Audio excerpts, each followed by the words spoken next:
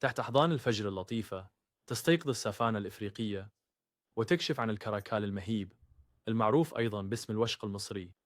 يخرج برشاقة من العشب الطويل ويخطو الكراكال نحو الضوء. الوشق المصري، الكراكال. بينما يتقدم الكراكال بثقة يسمع صوت يروي الأحداث. عن الكراكال المعروف أيضا باسم الوشك المصري، هو قط بري متوسط الحجم يوجد في إفريقيا وآسيا. يروي التعليق الصوتي رحلة الكراكال، مسلطا الضوء على التكييفات اللي حولته إلى صياد هائل. بيليضم السون يولن الفهد الصحراوي النابض مشدود، تركيز ما يتزعزع، وحركته التالية مقدر لها أن تكون هلاك القارض.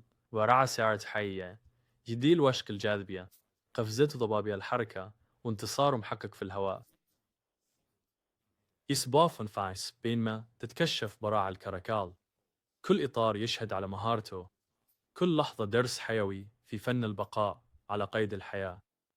تظهر خريطة توضح سيطرة الكراكال الشاسعة عبر أفريقيا وآسيا، دليل حي على قدرته المذهلة على الصمود. يعلن الراوي: الوشق سيد التكيف، يسكن مناظر طبيعية متنوعة. بصوت يحمل إلحاحًا يتحدث عن حالة حفظ الوشق وأهمية حماية موطنه.